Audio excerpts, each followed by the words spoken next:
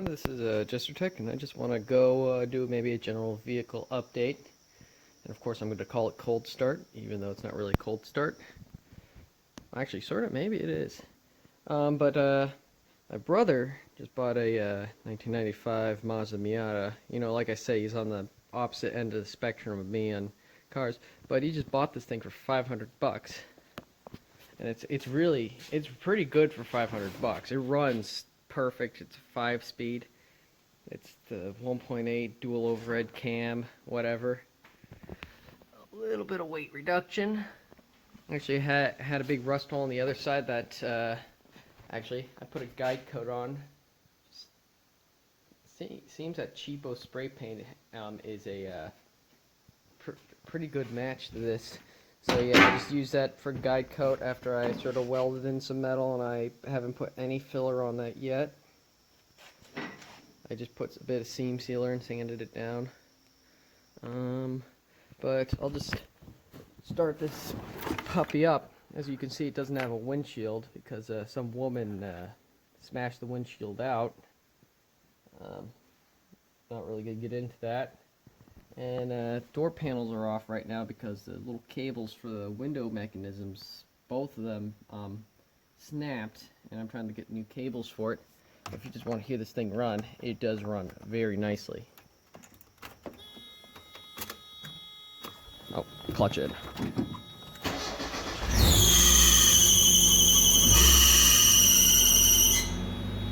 See, it's got 142,000. And I'm not going to run this too long since I'm in a garage,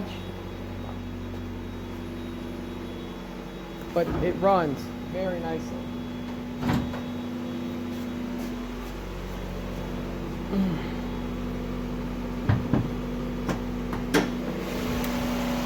Dual overhead cam, it's 95, and also it's an M edition. And yeah, like all the fluids look great. Change the oil.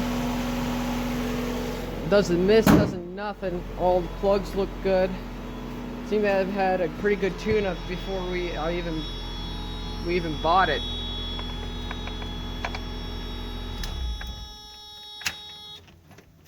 Yeah, one thing that's not legal now is these speakers in the seats, but they sound really good. And even when, well, especially when you don't have a windshield, I mean, your radio still works. Yeah, we're gonna get a windshield put in this thing soon. I'm just hoping to fix up the body a bit. Just doing a bit of filler work. Well, I welded in some metal, and someone had already packed this side, so I'm gonna go in and just try to fix this up a bit. I already did weld in a piece and then put some filler on, and then accidentally knock out a hole where someone had already filled it in, so I'm gonna weld that up. But that didn't really turn out too bad. Probably got to put more filler on it. I just was sort of experimenting with buffing, so I just got some enamel, sprayed it over, spray can enamel, and just start buffing, even though it's not the right paint. And I was able to blend, do a bit of a blend. It wasn't too bad. Since this is a single stage, it's actually pretty easy. They do stuff like that. But yeah, fix a hole there, and then I got to fix the big hole down here. You can only get like the whole quarter panel. You can't get this bottom like cab corner. So I've had to sort of custom fab it myself and weld it in. And I'm just trying to make this last. Amazingly, even though it was bubbling, the backside metal was actually pretty clean. Amazingly. So the truth is, I think the repairs I'm gonna make will last a pretty long time. Yeah.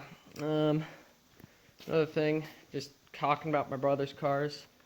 He is a friggin' daily driver. His BMW, like I think it's 09 335i. Yeah, he had some coilovers on it, and it bit a catastrophic failure. But the truth is, you're probably not here for all these stupid exotics. You're probably here to see the old Yeller 74 GMC. Fix the floorboards. Yeah, you'd be amazed what the government they just abandoned this shit at the side of the road. Some old license plates and just piece of sheet metal they abandoned at the side of the road. It's just in front of a fucked up bridge. Who really cares? And it sort of fixed up the seat a bit.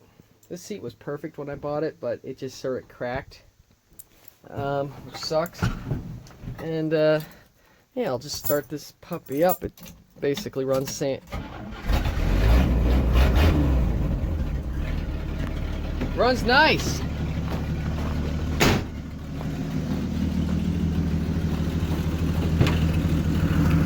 Oh. Basically same, nothing's really changed except the floorboards. Runs about the same. This weekend I'm going to be doing a video, hopefully, unless I get like radar or some shit like that. I'm going to be taking this thing all the way down from Peoria, Illinois to Taylorville, Illinois to do some stuff. And I'm going to be driving about 100 so miles. Not the longest, just by a little bit. It's going to be the longest trip I've ever taken in this thing. Yeah. Let's put this sucker in gear. Probably shouldn't be doing this with the phone.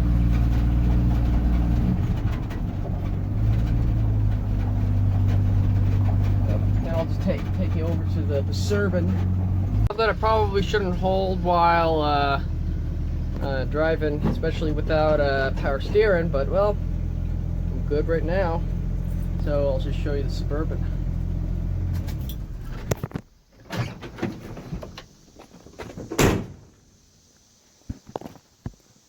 Yeah, paint's been holding up pretty nice. A little dirty, but inside's a bit dirty too. I'm sitting at 332,363 miles and 2/10. Just start this puppy up. Damn, right up. AC works half decent. Got some issues with the expansion valve, but what you're gonna do.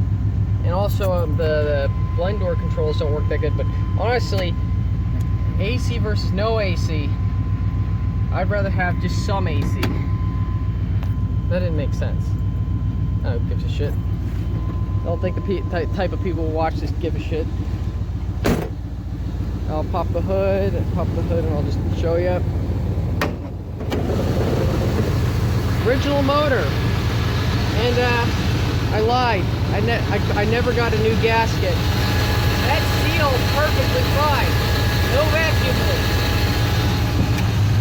Same gasket. And I flipped the air cleaner back so I could get to the trans dipstick. Trans have been fucking me around a little bit recently. Basically, it won't really downshift back to third. Like if I'm trying to pass someone, so I always got to do it myself, whatever. I thought I had low transmission fluid. No. Honestly, I don't really give a shit. This transmission's... I'm going to put probably a turbo 350 in this thing. I've got a friend down in Taylorville who could give me one.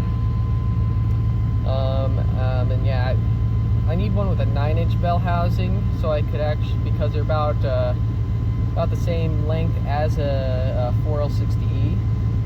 So yeah, after I do that, I'll be able to put a turbo 350 in. Probably get a friggin' ratchet mount, you know, Hurst, whatchamacallit shifter, with the cool ones. Friggin' ratchet, like first, second, third, whatever. And yeah, I'll just back this thing up. Like it kind of, this transmission is on its last legs, but actually, I mean, it'll probably keep going for quite a while. It's not looking to strand me. Not slipping or anything, it's just shifting a bit hard. I may try some Lucas stop slip, but I'm not going to change fluid for obvious reasons. Because this actually, I think, is the original transmission. I thought it had been rebuilt, but now that I think about it, maybe not. So I just put in the first. It takes a while to get into third. That's one issue. But yeah, just go for you. Probably gonna get arrested. Second. Yeah.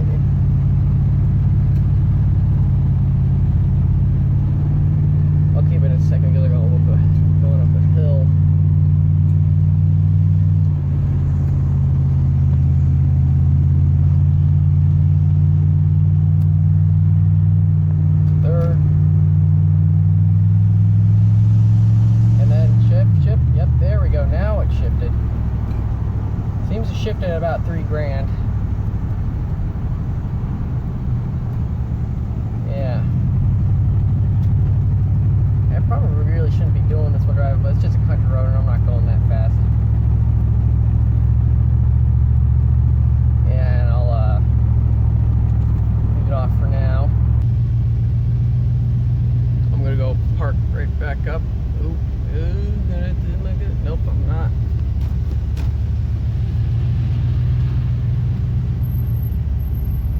need front brakes.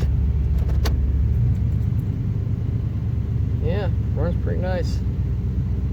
I gotta put plugs in this thing. I just haven't really had much cash to do it. But yeah, I gotta go put some spark plugs in it. I did gap them, but yeah. But I mean, it runs nice. Though I mean, it burns a lot of oil, has blow-by, shit like that. But I mean, I've put 3,000 miles on it. It's pretty nice. That actually reminds me, I should probably change the oil soon. Actually, that goes for the yellow truck too, because I'm all at that 4,000 mile mark since I've changed the oil on it. Though I've actually probably added about 6 quarts to it. But yeah, one more piece of rambling today, and that's about my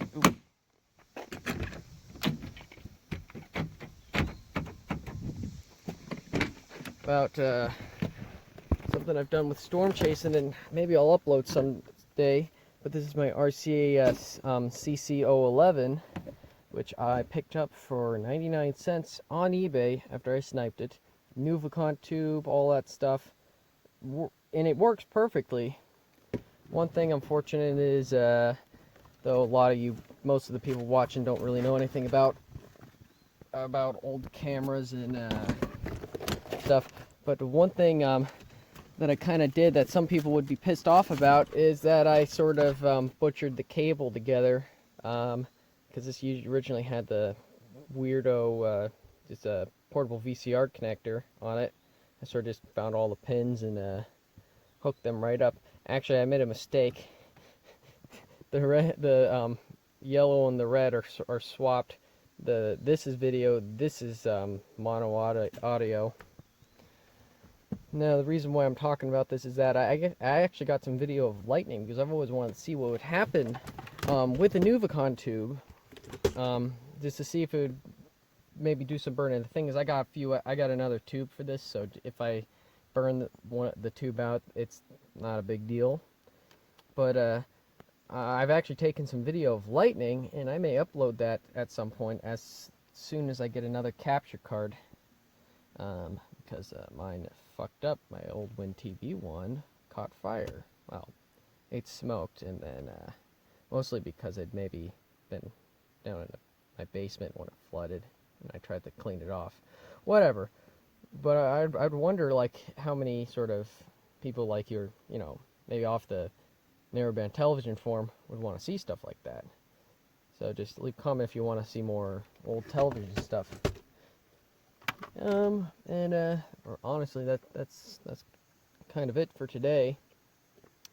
Join me next time with more cold starts, or maybe more camera shit, because I've been doing camera shit for years with old analog television. Actually, I'm actually studying to get my ham radio license soon. Yeah. See ya.